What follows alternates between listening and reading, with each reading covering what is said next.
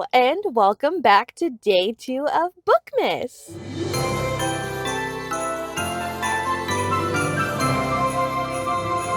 So for today's video, if you guys can't tell, I am in my car and we're gonna do a little shopping vlog. So first step is obviously to get a little drinky drink.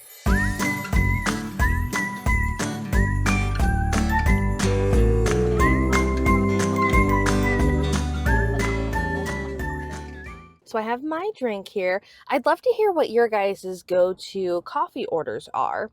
I'm not the biggest fan of coffee. I will say, my partner and I did just get a Keurig, and I have been enjoying that in the morning, but I have to put a lot of stuff in it. I don't really enjoy when it's bitter, so I really enjoy sweets. I have a huge sweet tooth. My go-to Starbucks order is a hot oat milk chai with the caramel flavoring syrup, but not the caramel drizzle. I'm lactose intolerant, so I get it with the oat milk. And even still, I kept having reactions. And I was like, why? The first time I was like, did they forget and they put regular milk? And I couldn't figure out why. And then I discovered that the caramel drizzle actually has milk in it. So, like the drizzle they put all over the outside of the cup and they put on top sometimes. Or if you're getting something whipped cream, they put it on the whipped cream. That has dairy in it. My best guess is that that was enough dairy to cause a reaction because when I get it with just the caramel flavoring syrup, which is basically just like sugar, I have no reaction. So that is my go-to drink, but I would love some other recommendations of things to try. I love chai. The hard thing is that, yeah, just having to be dairy-free. But anywho, we're not here about coffee. We're here to go shopping. So let's go into one of my favorite stores.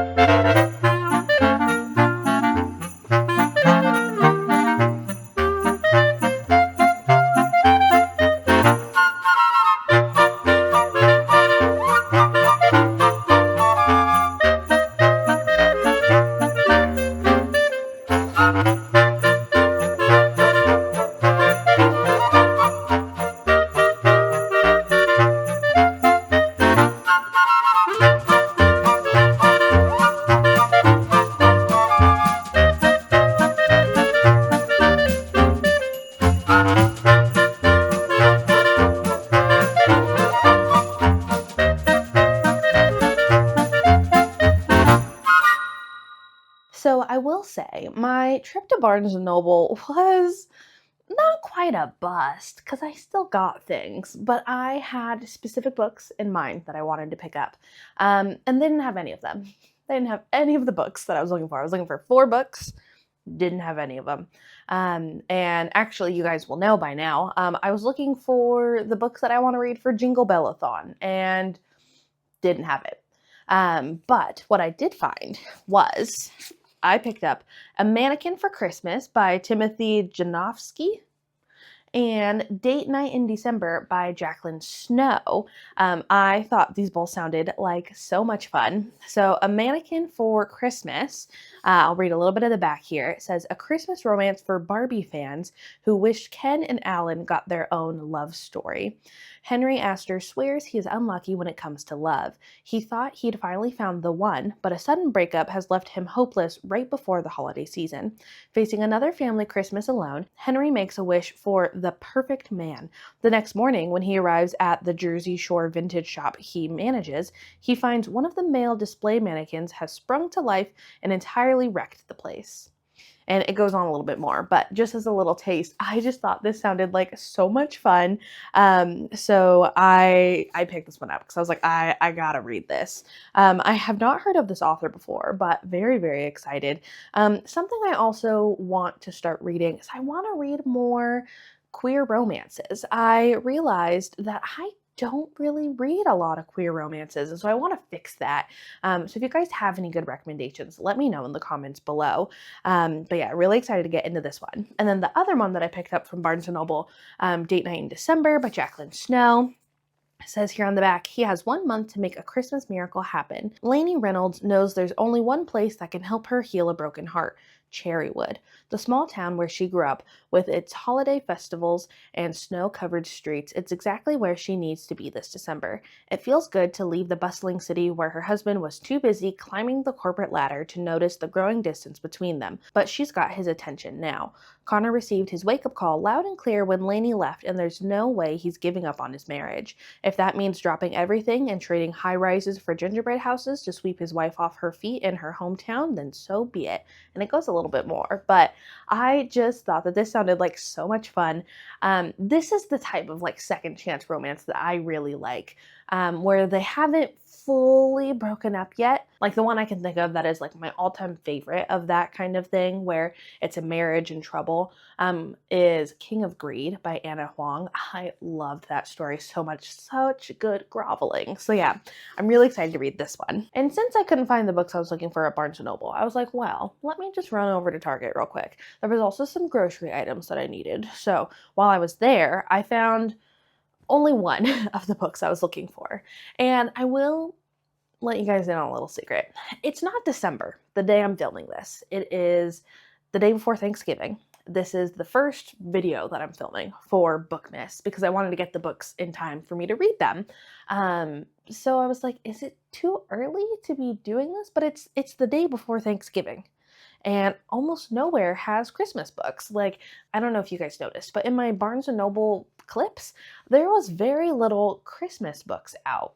And then same thing with Target, very little Christmas books. So am I crazy? Is it too early? My thoughts were like there would be a ton out by now because you want to read up to Christmas. And then after Christmas, I don't think many people are going to want to keep reading Christmas books after Christmas happens. So maybe I'm completely in the wrong here.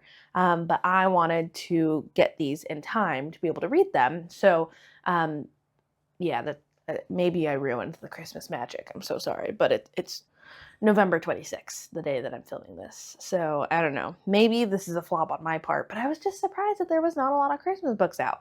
But I did get 3. One of the books that I got was one of the 4 that I was originally looking for, which is Good Spirits by B.K. Borison. So this one also, look at how pretty these sprayed edges are. Let's see, hopefully you guys can see that well. And it's also the top and the bottom, which I think is fun.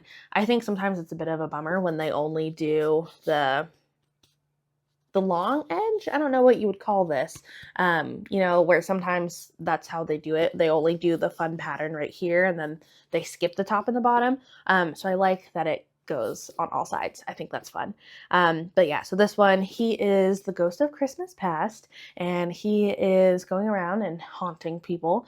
And this year he was assigned this woman, and he can't figure out why, because usually the people he gets assigned to are kind of bad people that he's supposed to be showing them the error of their ways. And he can't figure out why he's assigned to her because she's just genuinely trying to be a good person. So really excited to read this one. I heard so many good things. I thought it was a little bit longer looking at it. Let's see. It is, okay, I guess it's 370 pages. I just feel like it looks small.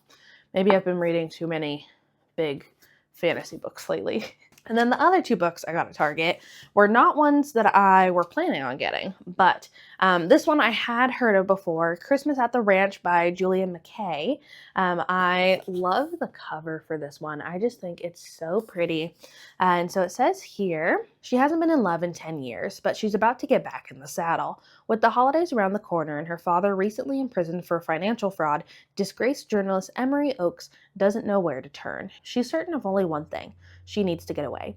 Fate takes the wheel, leaving her stranded in snowy Evergreen, the picturesque small town where she spent her happiest Christmas as a teen, and chronicled every moment in her journal as she fell in love with a handsome local Tate Wilder and his family's idyllic horse ranch until it all went wrong. I love a cowboy romance, and I was like, a cowboy Christmas romance? Oh, sign me up.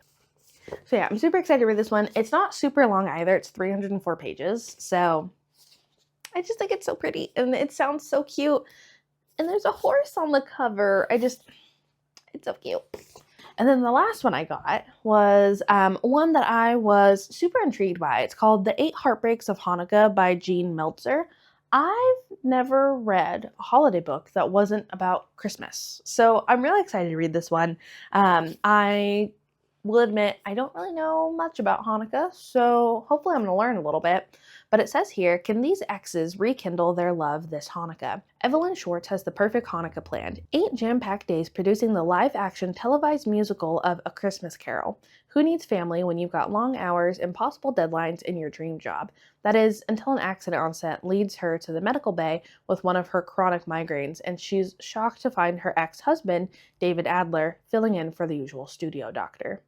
I just thought this sounded so much fun, and I just thought it'd be really cool to read something that's not a Christmas book, but still a holiday book. Alrighty, so here is my little haul from the day. 5 books isn't bad, even though they're not necessarily the ones I was planning on.